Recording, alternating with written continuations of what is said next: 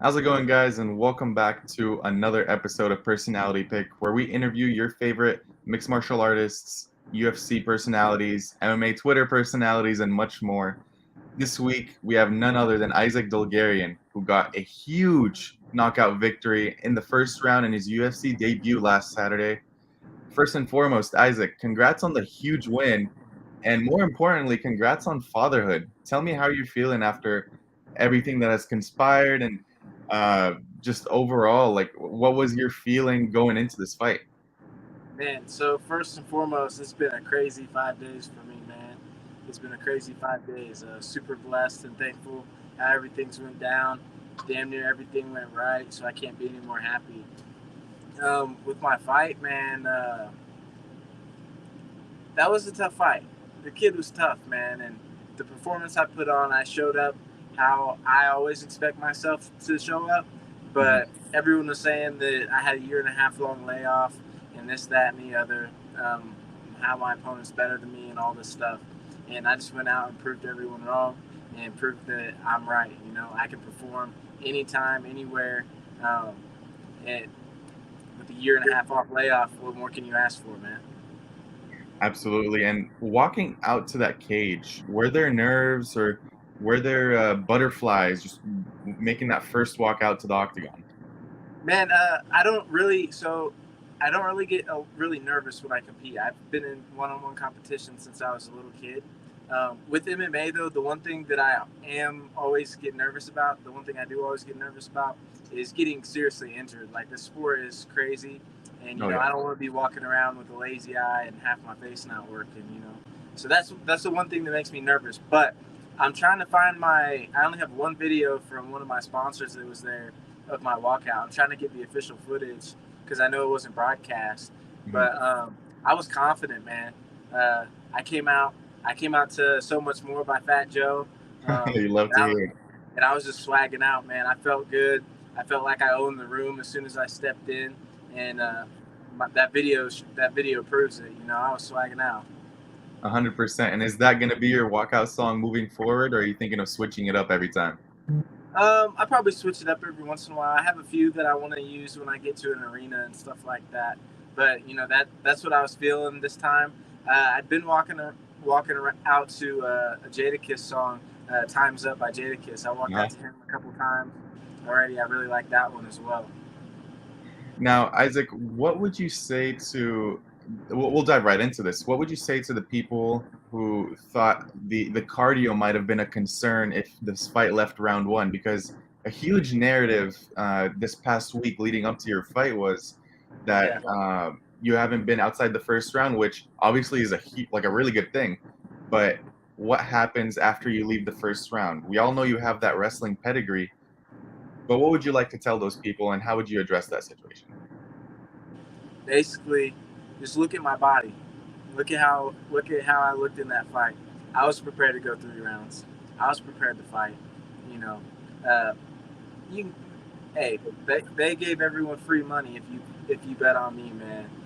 Because everyone was down. I watched all the little predictions and stuff. Everybody said that. Everyone was saying that. Everyone was saying I didn't have the cardio to go 3 rounds. And you know what? I train out here in Denver, and I train every day, 3, 4 times a day. Trust me, bro. I'm ready to go. Perfect. The people know now, especially after that last performance, man. That was amazing. Yeah. Francis Marshall, what did you think of the guy going into the fight? So going into the fight, I mean, I took this fight very seriously, man. I know he's a dangerous guy. He knocked out one of my teammates in his debut. Um, good grappler, decent striker. Good power in his right hand. Uh, Pretty basic boxing, but when he does land, he's trying to blow your head into the third row. So lots of respect there for him as an opponent. I just thought I was better everywhere. I feel like I'm a better striker. We just haven't got to see that yet. No one's brought it out of me. I think I'm the best grappler in my division. I think I'm the best grappler in the world. Anyone my size, I don't think you're gonna beat me up and hold me down or anything like that in the Mhm. grappling. So, yeah, man, I thought I did great. Francis is a good guy. I was always one step ahead in this fight. An amazing performance it was. Now let's go back a little bit now and talk about what led you down the career path of martial arts. Yeah, so my grandpa got me into wrestling at a really young age, like 8 or 7, I believe. I started competing at 8. Mhm. And then by the time I was like 10, I was competing on the national scene like every weekend. I was going somewhere else and competing, wrestling the best guys. My grandpa would put me in 2 brackets. He'd have me in like whatever, like 10 and under, and then he'd have me in 12 and under. Or he'd have me in 10 and under one weight, and then I'd be the next weight class up. So I'd be double bracketed, wrestling double the matches. And I think that helps me out a lot nowadays. I just have a lot of experience in that type of scenario. And then once I got a little older, my cousin Elsie Davis, he's a WEC vet.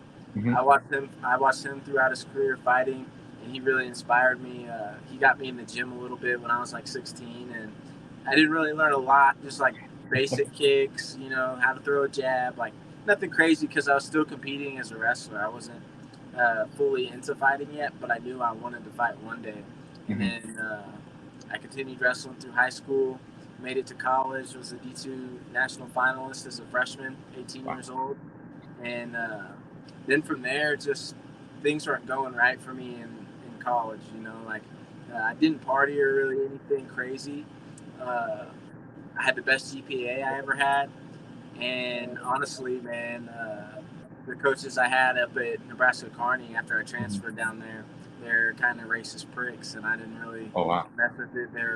They treated all us colored kids a little different, just because we walked a little different, had a little bit different draw, uh, and stuff like that. So I decided to start fighting, and as soon as I started fighting, man, everything started looking up. My whole life changed. I started making money. I was actually happy and enjoying what I'm doing. That's awesome. And do you feel like wrestling throughout your childhood leading up to your martial arts journey kind of took the pressure off of you being like going so far throughout these tournaments time and time again? Yeah, definitely. Like I said, I do have a lot of experience in one-on-one competition, and also like I know where I stand. Like I know I can hold my own with any man my size.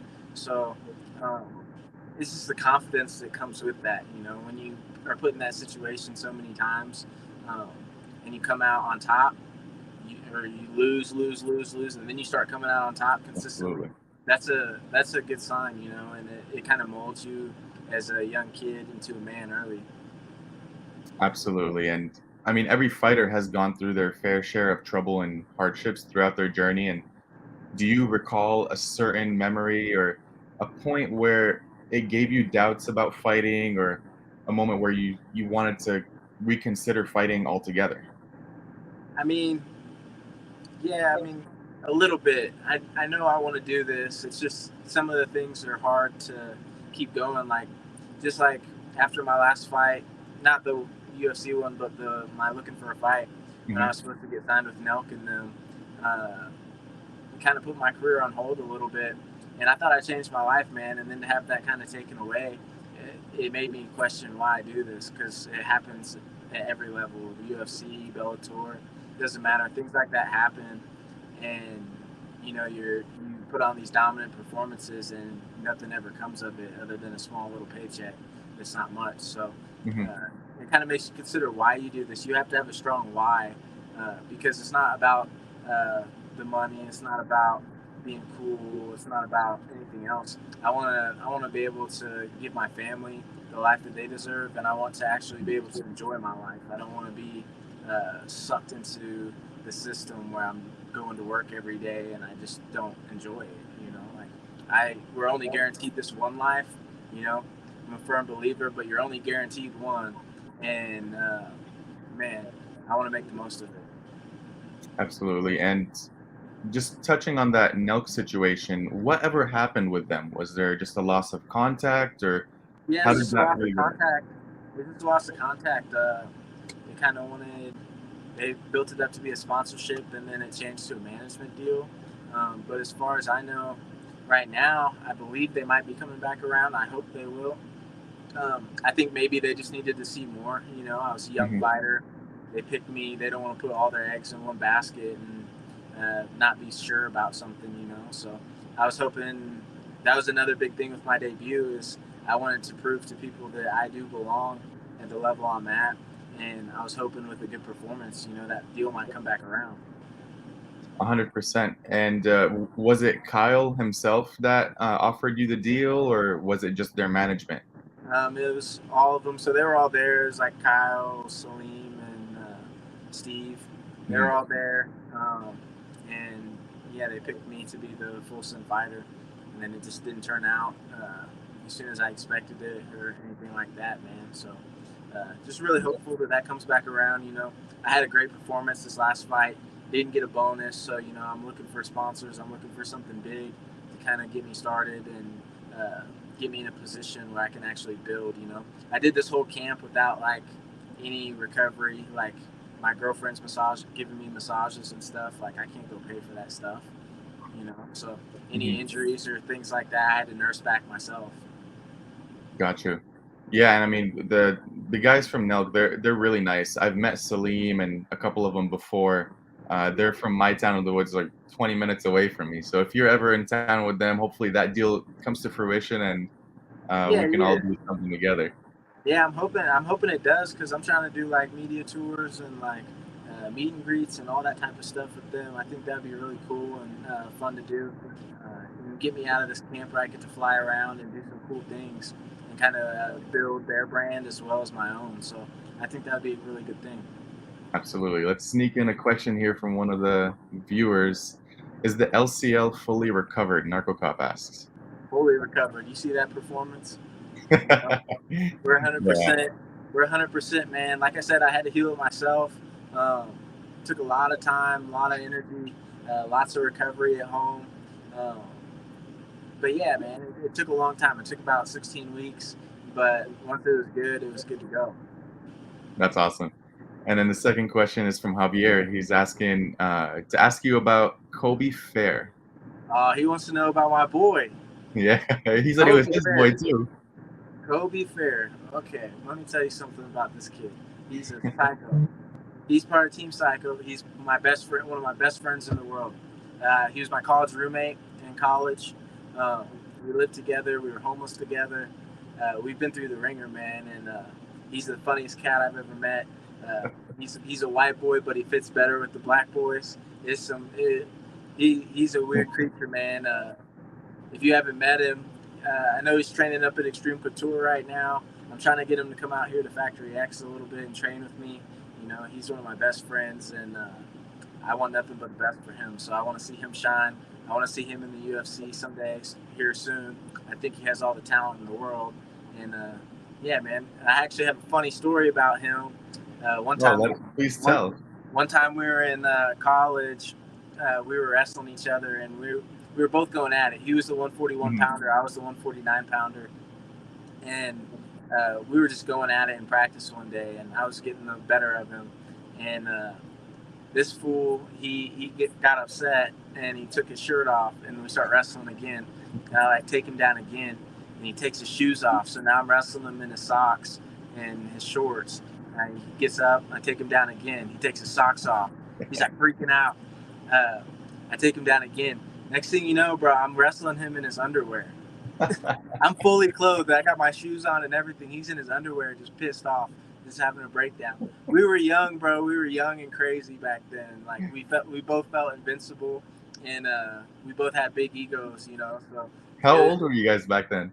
I was 18, I believe he was like 20, Okay. and like we were little hood rats at the time. So like we were just going at it, man. We were getting in all sorts of trouble, but he's a good guy, good, real good guy. That's awesome. I'm sure that answers the question. Oh yeah, here we go. I appreciate you, Javier, for the question. Now, can you recall a specific fight where you can point and say that was my hardest fight to date? Um, I mean, I think the last one, my Francis Marshall one, was the toughest one. Okay. I mean, I made it look easy for sure, Oh, but it looked like you were comfortable and you're a UFC vet in there. yeah, yeah. I mean, but no, but no shade on him, man. He's a tough fighter. I'm just there's levels, and Mhm. on the ground, he didn't have any answers, and you can't let me slowly build like that because you're taking damage. whether you realize it or not. And then I'm gonna find a good shot. And I carry a lot of power on the ground, man. Like you're gonna feel it if I'm able to find enough space to posture and find one good shot. Like that's trouble, you know. And if I land two or three, now you're in deep water, you know. So um, I think that was the toughest one. There's just everything going on around it and everything like that, all the emotions and everything, all the doubts that can creep in and everything. That was the toughest one. The one before that as well, because that was my first time competing in front of Dana and all those people. I was in a pretty big crowd. I think there was like 8,000 people there, maybe a little more. And that was always fun. So feeling that pressure of the crowd and the energy of the crowd as well is also great. Got it. Another popular question was, how did you get the nickname the Midwest Choppa? I got that nickname from Kobe Fair. Oh, really? Yeah. We come full circle here. Yep, full circle. He saw a couple of my early fights as an amateur. Well, a couple of my early fights, and he saw me throwing them elbows and the way I attack, the way I constantly am attacking and trying to improve. And he knows I'm from Kansas City. He knows I love Tech 9. He was like, bro, you're the Midwest Chopper. Tech 9 has that song called Midwest Choppers. He was like, you're the one that's out here doing this stuff. Like, you're actually beating these dudes' asses and chopping them up with the elbows and stuff like that, cutting them open. Those elbows are vicious, dude. Yeah, you look at most of my opponents, you know, like they've all came out some type of beat up, you know. So as a good friend from the UFC would say, I rearranged their face. Yeah, exactly, man.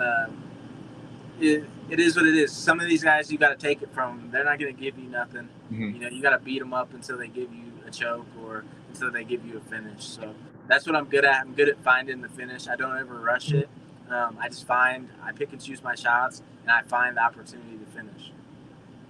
Yeah, and I think we all believe that you deserve that $50K bonus, but I can foresee plenty of them coming in the future too. Dude, tell me how it's been living in the RV, just you and your significant other both training, trying to get your way through this fight game. What has it taught you about yourself more than anything? Man, it's taught me that no matter what situation I'm in, no matter how much money's in my bank account, no matter if I'm injured, no matter what, man, I'm gonna stick around. I'll persevere, and I can make it work through any condition. You know, I don't have to have this big flashy house and a Lamborghini. You know, I can live in an RV with a broke down Jeep Cherokee, '99 Cherokee, and I can still win fights. You know, so it's great. I love living in the RV. A lot of people were, after my post fight interview, they were talking a bunch of smack, saying that I'm homeless, this, that, and the other. I'm not homeless, man. I live in a nice RV. Like, I made the sacrifice. I still got to pay the thing off, but I made a lot of sacrifices to get this thing and just to chase my dreams. So it's something that needed to be done for me to continue with my success and keep trying to climb up the rankings. 100%. I think that just adds to the story too. Yeah, man, it's a different type of life, man. Like there's all sorts of things you have to do. You constantly are fixing something on this damn thing. You gotta dump your toilets and stuff. You gotta clear the sewage system and all that stuff. So you gotta know how to do it. You gotta take care of it because it is my house. I live here full time. It's not like a vacation RV or anything like that. I'm full time RV living, and it's cool though because you get to get outside a lot more. A lot of people stay inside, watch TV and stuff. I'm always outside, always camping, and even if I'm in the RV, it still almost feels like I'm camping. Yeah, it's fun. I've been RVing a couple of times. It's one of my favorite things to do. Now, Isaac, do you speak Armenian? This is a question from Narco. No, I don't. It's something that I want to learn how to do when I'm older. I don't really have the time to learn it right now, and I'm pretty challenged with learning new languages. I failed Spanish 1 like 3 times, to be honest. But no, I was born in Kansas City. My grandparents, they speak a little bit, but they never really spoke it around the house. So I never really learned. But it's definitely something I want to learn, and I want to go visit Armenia someday once I start stacking some money up. It's beautiful out there, dude. Me and you come from a really close lineage. You're Armenian, I'm Lebanese. So a lot of our people live in opposite countries. Yep, exactly. That's awesome. Now, when would you like to fight next? Man, I'm looking to fight probably late November, anytime December. I haven't had much of a summer. Hmm. I've been training my whole fight camp. Um, so I'm really excited. I'm actually going back to Kansas City in the next couple days. Gonna get out on the lake, get my jet Hmm. skis out, That's get awesome. the dirt bikes out, play around on the toys for a couple weeks, and then I'm gonna head back here to Denver and start training again. I think by November, December, I can be a completely different fighter. Um, New skill, sharp as ever, and I think that's like the perfect amount of time for me to get back in there. I'm fresh. I'm not injured or anything, but I would like to build my skills a little bit more. I know I'm going to get an even tougher opponent. My next one, they're Mhm. not getting any easier, so I just want to keep improving, man. I got plenty of time left in the sport, and I haven't taken any real damage or anything like that, so I'm fresh and ready to go. That's great to hear. Is there a specific matchup, not necessarily your next, that interests you the most down the line? I mean, shoot, everybody in the division's fucking tough, man. Hmm. The Everybody's tough. 145 division is cutthroat. Everybody's tough. So, I mean, anyone with a good stylistic matchup, um, preferably someone I can beat up, you know? That makes sense. Before we get you out of here, Isaac, what's next in the store for Isaac Dulgarian? Oh, man. Just back to work, man. Like I said, building my skills. I might go on a little vacation. We'll see. Um, kind of just depends on what my bank account's looking like. But I'd like to go on a little vacation down to Arizona here in the wintertime once it gets a little cooler out there. Um, I want to pack raft down from Utah into Lake Powell down in Arizona. So that's something that I'm really looking forward to. I'm trying to plan it right now. It's just I got to take care of a few other things first. So that's something I'm really looking forward to. Other than that, it's just going to be back to the drawing board, back to training, getting better, and trying to enjoy life a little bit. There you go. There you go. Now, I'm just going to leave the floor to you. If you want to call anyone out, if you want to shout out some sponsors, let the people know where they can find you. The floor is yours, my man. Yeah, man. Follow me on Instagram. I'm most active on Instagram. My Instagram's Isaac_Dulgarian. Shoot me a follow. Uh, Post my stories. Give me some likes. All that fun stuff. Big shout out to Kansas City.